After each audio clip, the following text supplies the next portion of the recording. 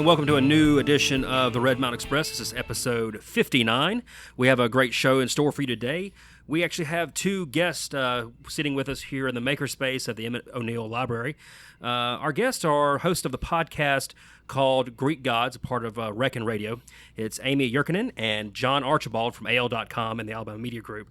Their first season examines the machine and a secret society that has been described as the most powerful fraternity in America, with tentacles reaching to the State House, Washington, and beyond. Thank you all for being on our show today. We appreciate it. Thank you. So before we get started, just kind of tell us each a little bit about yourself. What's your Birmingham story? How did you get into journalism? Well, mine's pretty short, so we'll start with me. I moved to Birmingham almost 4 years ago from Las Vegas. And I guess, I started working at the Birmingham News, AL.com, and was sitting next to John Archibald and John Hammondtree for a bit of the time. And they started telling these crazy stories about the machine from college. So as we began talking about potentially doing a podcast, that sort of became one of the subjects that I thought would make a really interesting series. Yeah, and I've been here forever. I went to the University of Alabama and which changed my life. And I got a job at the Birmingham News right after in 1986, and I've been here ever since. And it was great to get Amy involved in this whole machine thing because she didn't know what we were talking about. She thought we were insane. That's what we were talking about before you got here. We were saying, she is from, Texas originally and spent some time in Nevada, North Carolina. I was like, I bet you got here and you started hearing stories about this. Like, wait, what? This is the SGA? I don't quite understand it. So yeah, she's like, y'all are full-grown people. Why are you sitting around talking about this college thing? So if you could quickly, for listeners who maybe had never attended the University of Alabama or kind of don't know what the machine is, kind of define it for our listeners. You want to go first? Well, as we would say at the Crimson White at Alabama, are a select group of fraternities and sororities that control student life. And its mythology has grown somewhat larger than that even. And people will argue that it controls politics, but some of us who lived through it would say it controlled more than that, which is why it's good to have Amy's unbiased, unvarnished eyes to look at it. And the more, I've heard other people sort of define it a little less critically as the political arm of the Greek system on campus, but I do think it encompasses more than that. I mean, I think it's a political system that it's more than just like a pack or something like that because of the way that they do business with the coercion and sort of the kind of marshaling all the members of fraternities and sororities, to vote for the same candidate. I think that's kind of unlike any other sort of political action committee I've ever heard of. Well, considering that when I was there and we printed critical stories about the machine, they would circle the building and in their vehicles, steal the newspapers before they went out. Yeah. And extract some other forms of revenge along the way. So it certainly seems to be more than just a lobbying group, although there are people who would kind of describe it that way. But the thing to me that's interesting about it is not that stuff. It's how many political people on both sides of it came out of it to, machine people who came out to be famous politicians and non-machine people who came out to be famous politicians. And the reporters at the Crimson White who came out to be very successful reporters all over the country. And I think in that crucible of crazy Alabama politics, it just it's the perfect recipe for intrigue. Yeah, there was one line in particular that you made me think of just now. I think it was from Amy at the last episode where you say something to the effect of the corruption of the machine is what also created, great journalism coming out of Crimson White. Yeah, and especially John here, his won the Pulitzer Prize earlier this year and has done, even before that, just amazing work, especially covering politics here in Alabama. But, I think it's a really interesting thing. As a training ground for politicians and political reporters, I think it's pretty unique. Obviously, I haven't looked into every campus in the United States, but I've never heard of another place that has this kind of system. Yeah, it was sort of modeled on the Skull and Bones deal at Yale. Yeah, right? and I guess, those guys have been pretty successful. So And we find out every day about new secret societies there, right? But Yeah. but it's not. You can look all over this country, and Joe Scarborough, on MSNBC was a candidate fighting the machine when he came up during my time. You can look all over, the major newspapers and TV networks across the country and find people that came up through that environment. John Merrill, of course, the Secretary of State, was heavily involved, and of course, so was right now the only statewide office holders were non-machine candidates. yes, and so, that is true. So the balance of power has shifted. So what made you decide to go with a story about the machine for this first series? Well, so I think I was listening to a podcast called Crime Town a lot around this time last year, maybe summer of last year, and I enjoyed it quite a bit. And Crime Town is about basically organized crime and politics in Providence, Rhode Island. And it just kind of dawned on me, and again, I'd been sitting next to the two Johns talking about the machine, that I sort of thought, the machine, the stories they've been telling me, it's kind of similar. It's got a lot of the same elements with kind of the maybe not to the same degree of criminal activity, obviously, but some of these crazy things that happen, break-ins and arsons and stealing newspapers and sort of the relationship with state politics. I thought we could do something kind of like that, but looking at the machine. So one of the things I want to know about, so this is a kind of a touchy subject at Alabama, or can be. So did you guys encounter any resistance in reporting this story or since you've put it out? Not really. I've been kind of surprised about how quiet it's been on that side. I think that, part of that it might be that, it has sort of toned down a little bit over the years, and it's not quite as rough and tumble as it used to be. And a lot of people are able to look at it and just say, hey, this is a political action committee, or this is a myth, or it's not like that anymore. And maybe that's true. I don't know, but I expected a little more noise than we got. Do you think that because if you look at the University of Alabama now, the voting for SGA is done completely online, or at least it turned that way when I was in school there. Also, the Greeks only make up about 35% of the population, and probably less than that is part of the machine constituency. So do you think their power is starting to wane a little bit? Because all it takes is for one good candidate to get his folks to the polls, and you can see a defeat of a machine candidate, like we've seen in the last couple of years. I mean, I do think that a lot of people were hopeful sort of in the years after the sorority desegregation and Elliot Spillers being elected in 2015. So I think that there was some hope that they might be sort of on their way out, but I don't think you can ever count the machine out. Is one of those things. It's tended to adapt over time to changes on campus, and I still think that they have quite a bit of power, and I think that I don't necessarily want to blame the independents, because I totally understand why you would feel kind of powerless in that situation when you have this huge voting bloc that's controlled campus politics for so long. I think it can feel very hopeless. And also, I think that, I think when you vote for president of the SGA, at least when I did, you knew which candidate belonged to kind of what organization.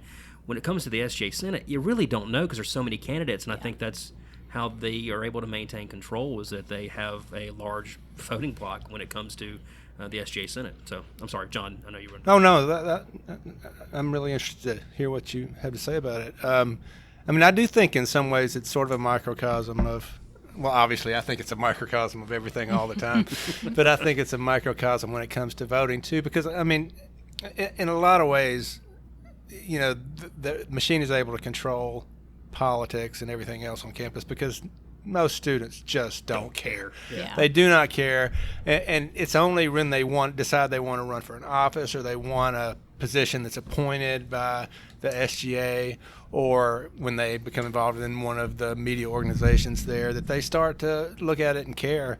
And I think, too often it's that way in the real world also.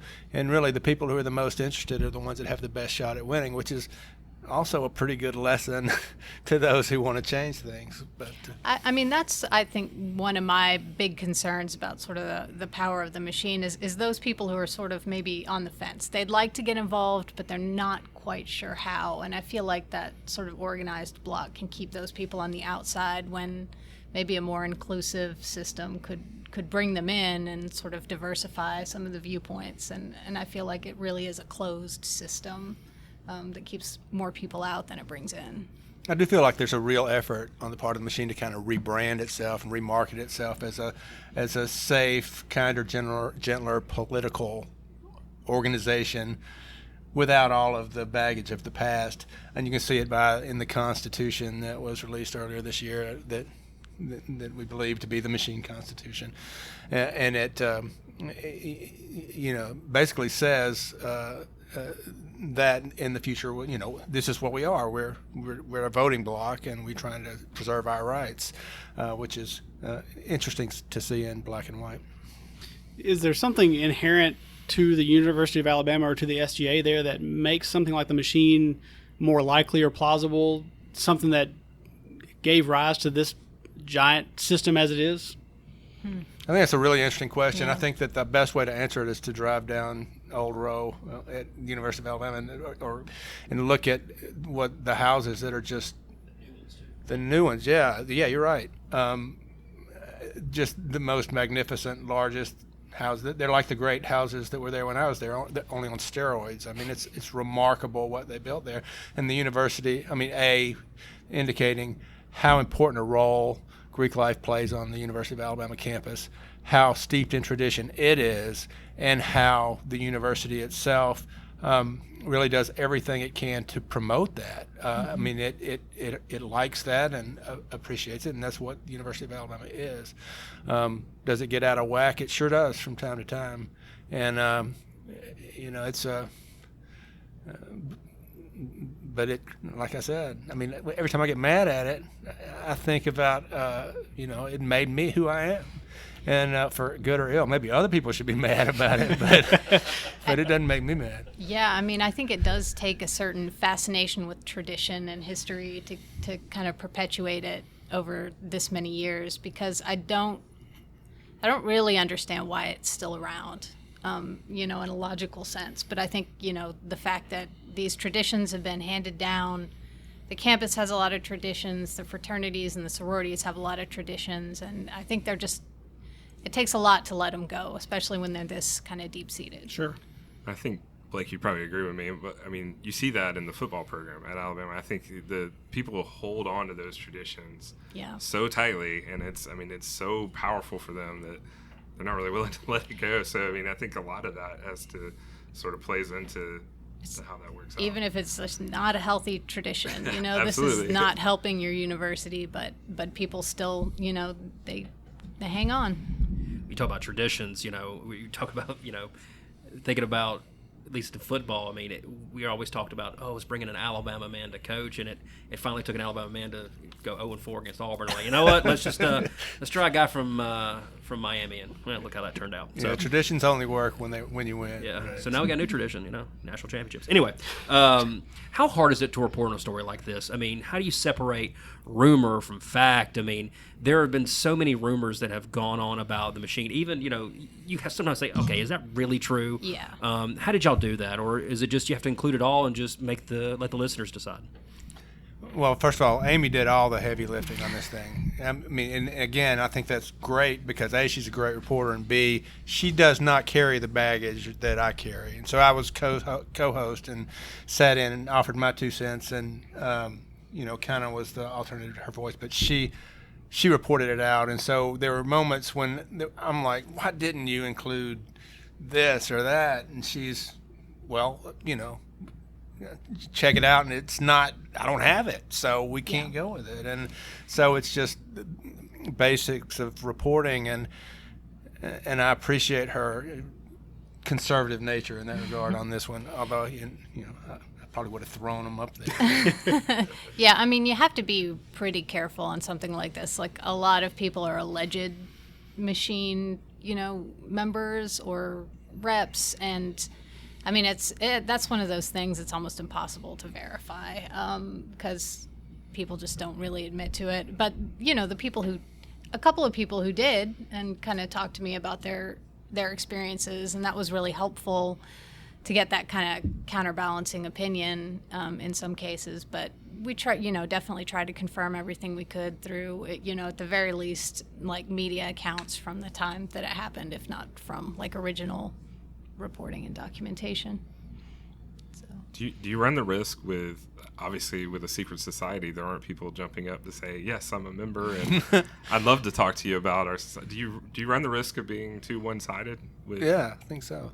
I mean, by the very nature of being a secret society, you aren't readily available for interviews. But at the same time, we do know from history, from the UA's own library, from experience, from all this, what the machine fraternities and sororities are. So we can say unequivocally that you're a member of a machine sorority or fraternity, that sort of thing.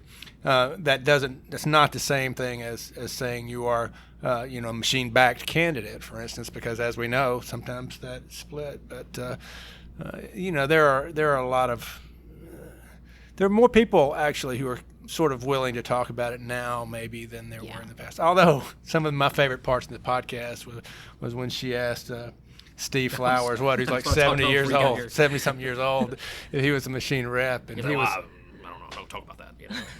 Yeah, he was really talkative until that, right? Yeah. But it was funny. And I think that still happens. And I do think there's probably some mythology on both sides. Like I came away from this feeling like some of the stories, I mean, a lot of the stories are true, obviously, but I think some of them have been sort of, I don't know, they're exaggerated over time. It kind of reminds me of, if you look through history, everybody says that their granddaddy was a general in the Civil War, when really there's only so many. They're like, how in the world do we have this many generals in the Civil War? So it's kind of the same thing when it comes to like machine reps. Like, really, this many machine reps? Okay, come on. Well, he was generally in the generally, yeah, exactly. Yeah. So what's next? I know, Reckon Radio is kind of something new that y'all put out. This is kind of like the first season, is that right? Mm-hmm. Or do y'all have anything? I mean, I don't you have to announce anything right here unless you want to, because we would love to advertise that. But is this planning? Y'all gonna plan to go on from here to do other episodes of different topics? Yeah, I mean, we're just in the beginning stages of looking into our next podcast, and we're going to do something sort of similar. It's going to be, multi-parts on one issue. So, yeah, we're just starting, and I'm not sure if I should disclose what we're working on yet. But it won't be hopefully we're hoping to have it done by January or February. So look out for that. Well, thank y'all so much for joining us today. We really do appreciate it. The podcast is called Greek Gods. It's available on iTunes, Google Play, or you can go to al.com/reckon, and you can pick it up there. So please check it out. You won't regret it. As someone that attended the University of Alabama, I found it very interesting, and I know Patrick did as well, and even for those who didn't, they found it interesting as well. Is that fair to say, Matthew? Yeah, I'm completely foreign to the idea of it. It kind of blew my mind a little bit. Yeah.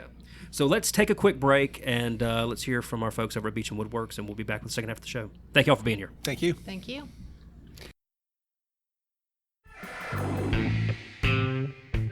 Beach & Woodworks is a locally owned and operated wood shop in Birmingham, Alabama, specializing in custom furniture and small home goods.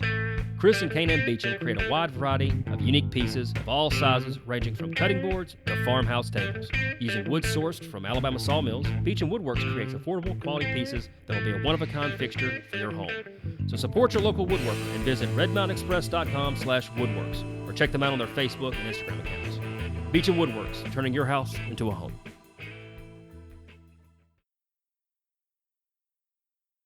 And welcome back to the second half of the Red Mountain Express. It was a pretty good interview, guys. I thought it was really good. Yeah, so doing things a little bit different. Interview before the show, or front half of the show. Then we're going to do news. No announcements, no events coming up this week for us to announce. No. Because we're doing this early. How Happenings in the Ham. And so Happenings in the Ham gets their stuff together on Tuesday usually. They always have their stuff together. We're ahead of their schedule, so this is on us. But check out their website. Yes, please. And yeah. They always put a post up, I think, on Thursdays. Wednesdays. Yeah. With the weekend rundown, and it's pretty damn useful. And, of course, we'll link it from our website as well. So to lead off our new segment, we have a football team name. We do. The Birmingham Iron. Ain't no wrinkles in this offense, guys. I like the name. If you're unaware of what we're talking about, it's the Birmingham AAF team. Right. They have been named the Birmingham Iron. Iron. I sound way too southern when I try and say that. Iron. All right. So Blake, you don't care for it? It's gonna have to grow on me. Okay. Patrick. I mean, I feel like it has a good, strong connection to the city. You think? I think it's maybe a little obvious. Yeah. But I mean, I think it's a good, strong name for a football team. At least it's a positive name, and not what was the joke football team? Oh, the XFL. Yeah, the XFL team name. They were going to be Bombers. No, they were going to be the Blast. The Blast. No, but then the Bolts. It became the Bolts after a while. Right. Yeah. So and they were bad. Iron at least has a positive connotation. It's got a connection to our city's history. I wish they had gone plural. I wish it was irons instead of the singular. That makes no sense. That doesn't make any sense. You know either. what? It sounds better to me. Yeah, when you but say the irons would be like golf. Yeah, there is the plural of iron. It sounds so nice. Like you got the Miami Heat, like the singular like '90s team names that were all really big right then in the early '90s. Look, we have singular names here in the state. The Alabama Crimson Tide. All right, whatever. I think he's just upset because it's the Auburn Tigers. Yeah. They're plural. Plural names sound better. It rolls off the tongue. If only they played Auburn better. Anyway, Tigers. in other news. Wait. We need to talk about the logo. Yeah, we got to talk about this logo. The Techno Super Bowl logo? All right, you're not a fan. I think it's a great logo. It's a football.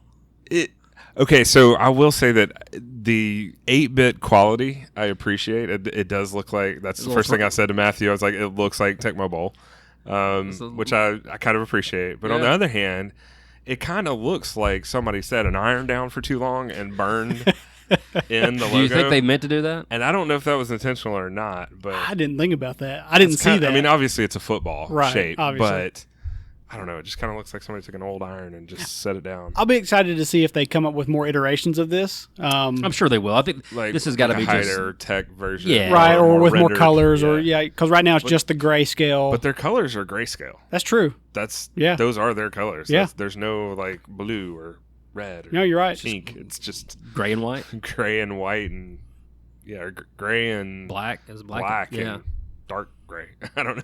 Hey, look, the Steelers are black and gray, or black. Yeah. Yeah, it kind of reminds me of the Raiders. Like it really reminded me of playing with the Raiders on Tecmo Bowl. That's what it reminds me of. Which everybody played with the Raiders on Tecmo Bowl because they were the best. Because they had Bo Jackson. Yeah, exactly. So yeah, that's that was that kind of came across our screen, and I know Matthew loves it, and except for the part that's not plural, which I don't understand that part. But hey, what else we have in the news side of things, Matthew? So we had an update about the movie theater. Yeah, out off of Lakeshore.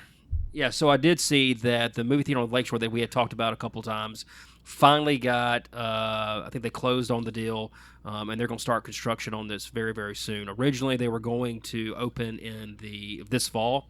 However, we're sitting here in the fall as we speak. It's not going to happen. So probably it's going to open in late winter of 2019. So it's going to have the reclining seats and the food and alcohol. So I actually had a chance to go to the AMC theater, the AMC Dine-In on at the Vestavia City Center. This is the former Rave, former Carmack, right? Former Rave theater. I have to say I was really skeptical because so when you go up to buy your tickets, they make you pick your seat. Like you have to pick where you're sitting. Oh. And they were like, so that was a little uncomfortable. I was like, well, I don't know how close I am. So we picked our seats and we go in to sit down. And first of all, some of the other seats that they said were taken, I don't think ever got taken. So I was a little frustrated by that. But then I sat down in the seat and that recliner, it's a electric recliner. And that thing goes all the way back. I mean, you can pretty much lay down and it has a heated seat in it. So for people who get cold in movie theaters, which they often are cold. That's all my wife needs to hear is that heated seats are there. Heated seats are awesome. And they have these little tray tables. I mean, nobody was eating. You're supposed to be able to order your food and drinks. It was a little bit of a later showing, so nobody was really eating it except for, your normal popcorn and whatever. But it was a really comfortable way to watch a movie. I really enjoyed it. Can I ask what movie you went to see? So Liz has a bad habit of picking just movies? awful movies. And so this was our anniversary date night. So I was like, you know what? Pick your terrible movie and I'll go watch it with you. And she picked A Simple Favor with Anna Kendrick and Blake Lively. And I've never heard of it. And I don't know how you've never heard of it because it's got Blake Lively in it and Anna Kendrick in it. So it was actually like everybody walked out of the movie theater and they go, that wasn't that bad. That wasn't too bad. Like, yeah, that was pretty good. And it was pretty good. It wasn't incredible. I wouldn't recommend. I mean, I'm not like go see it, but not bad. They sell alcohol there too. They do, yeah. Oh, see, beer and wine, I think. That's good. I don't think they have the full bar. Oh, well, still, But we ate at Samurai Sushi, and that place is awesome. It's right there, sort of underneath, like on the second level of that 3-story spot right there. Highly recommend that place. It's awesome. I think it's underrated. It's not as, it's not bamboo or it's not jinsei. It's not that fancy, but it's really good sushi. I know I said this to you before with the show, but you're the only person I've ever heard talk about it. So I'm curious as to why. Like, why does nobody talk about this place? I don't know. I think their location is not the best. Yeah, it's an odd location. It's sort of back of the building, so you don't really see it from the road. But I think it's an underrated place. Go check it out. In other news, and this is kind of a follow-up story, the University of Alabama System Board of Trustees met on Friday, and they unveiled what was going to be that property that we talked about last week in Avondale, and it's going to be a UAB Medicine Logistics Center. The total scope of the project is going to be about $35 million. Basically, this resolution was seeking Stage 1 approval, which is basically the preliminary scope, meaning like square footage, are not yet available. So we're just kind of looking at what the property is going to look like. So this is big news. It's not going to be a parking deck like we originally thought. Right. Now, and UAB basically in their resolution said, we have a lot of big needs for supplies and materials and pharmaceuticals, and we want to move this out of our main hospital location to take it off site. Also noted that a lot of other hospitals and health systems do the same thing. It's kind of a big deal, I think. They've already got a piece of property in Avondale to put another big logistics center right there in Avondale. They're kind of taking over. I mean, they're UAB. They've got most of the Birmingham real estate anyway, it seems like. The university that ate Birmingham? Right. But, again, that's more jobs provided or moved from their main campus to the Avondale area. It's a lot of money being spent on development. I'm sure that companies in the area will be and that only does working good on that. things for the neighborhood of Avondale, I think. But Well, it's good business. I don't mean, maybe I'm the only one, but I think this is. I don't know that I love this. Like, I mean, this is essentially you're going to build. I don't know what the place is going to look like. I assume it's going to look fairly warehouse-ish because that's basically what it's going to be. That's kind of what they made it sound like. And you're going to build something that's got to be pretty well secured, I assume, if you're going to be putting pharmaceuticals in there. You're basically going to drop off a bunch of pharmaceuticals in the middle of Avondale and in a building. Drug warehouse. It's a drug warehouse. That's what it is. Yeah. So I don't know.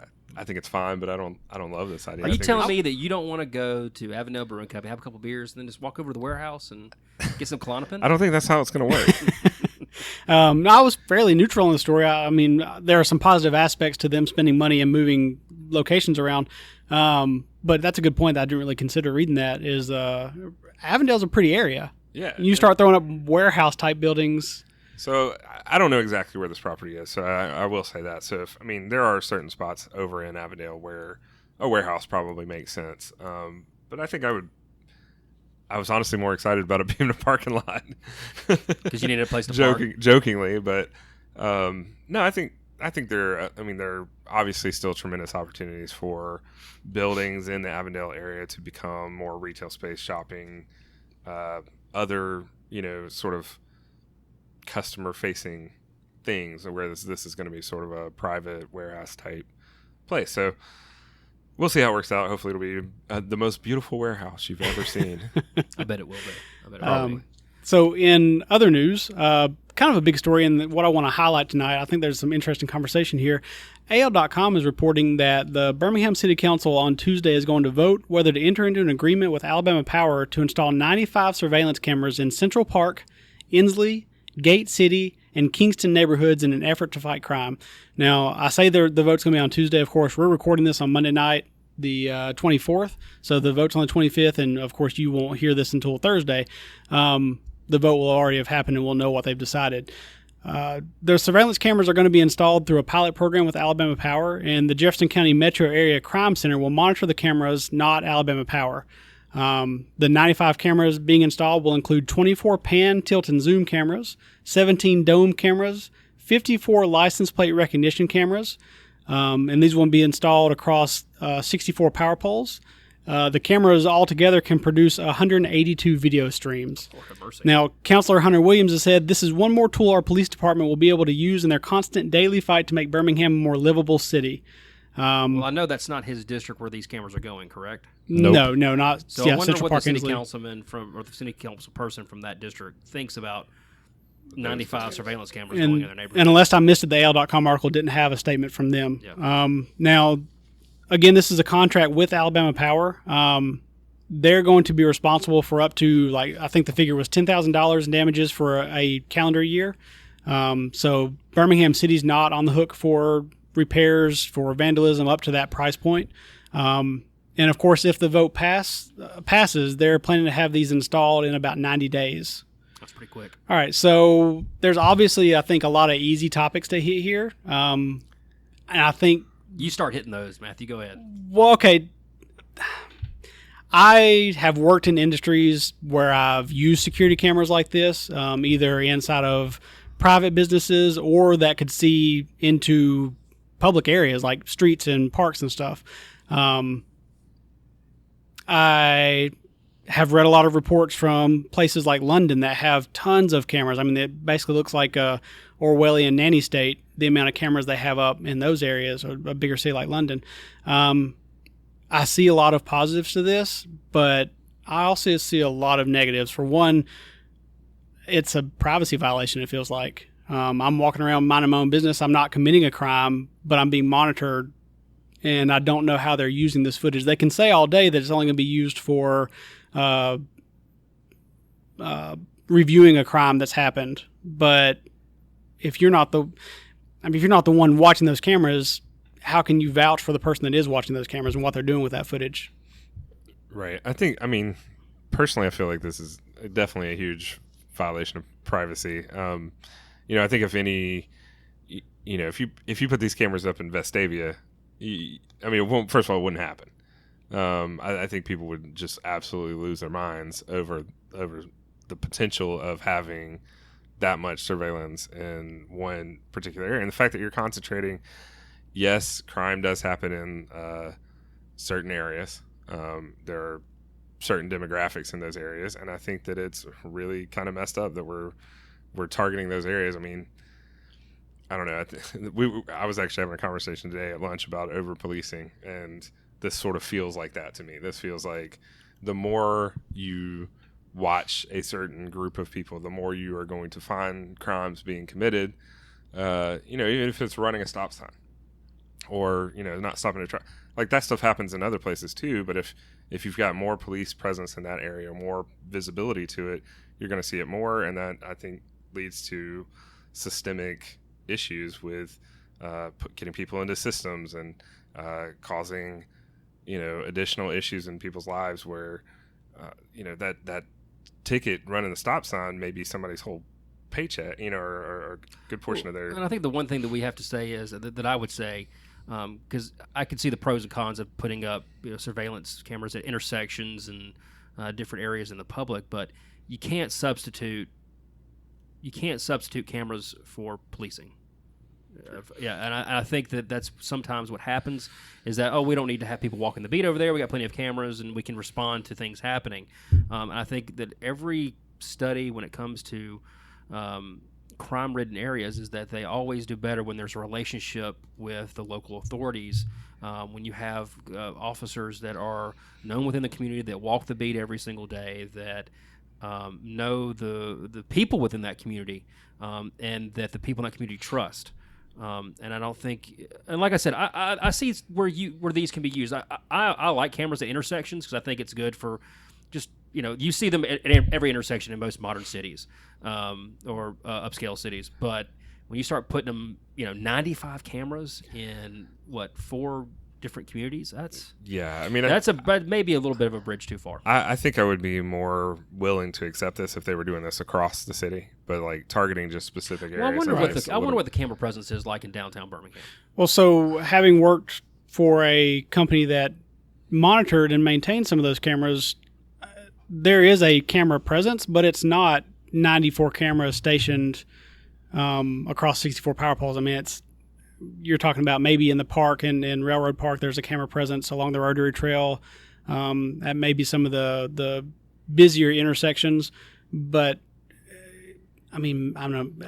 Off the top of my head, you're maybe talking 20 or 30 cameras. Well, like I said, I'd like to hear about what the person representing that area thinks, what the neighborhood association presidents think, what the community think. Because at the end of the day, if they say, there's something that we maybe need, then that's their community. That's what they need.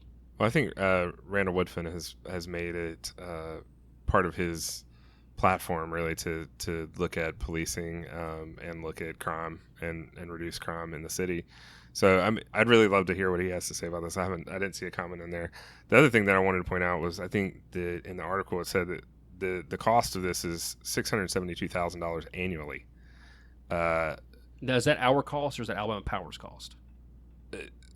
It just says for 5 years estimated cost is $672,000 annually. It didn't say if this is Alabama Power's cost or cost of the city. It said, I would imagine that's on. So which we paid in monthly installments of $56,000. Yeah. That's a lot of money. Yeah, it is. That I feel like could be potentially better spent on hiring more officers or having more of a presence in the community or doing things to improve those communities. Now, to that point, though, I mean, cameras are over the lifetime going to be cheaper than a police officer that works his beat for 20 years. Sure.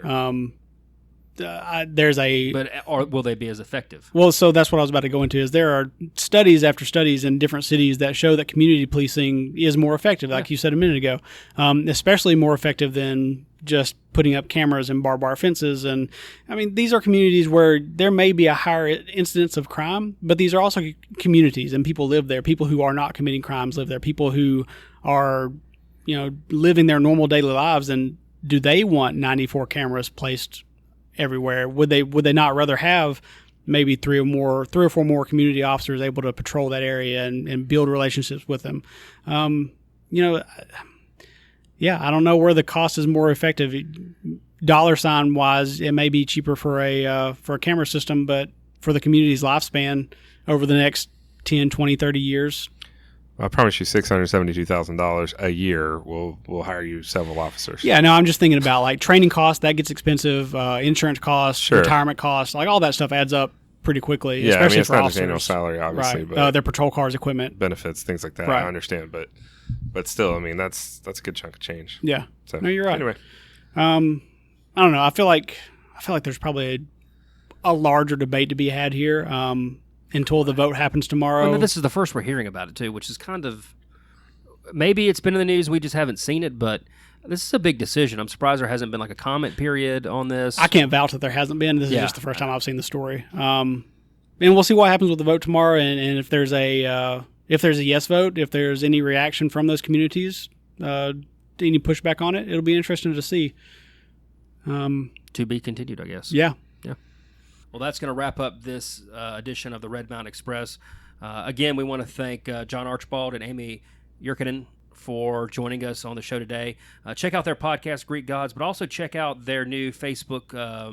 Is it a Facebook series? Or it's on Facebook Watch. Facebook Watch. Yeah. It's called Chasing Corruption, and it's about corruption throughout the United States, but also in Alabama. And I think John Archibald's episode is coming up this week. Yeah, that's what they mentioned. That's also by Reckon. Also, I wanted to note real quick, when you go to look for the Greek Gods podcast, I noticed that it comes up under Reckon and not Greek Gods. Yeah. So when you're searching for that, search for Reckon or Reckon Radio.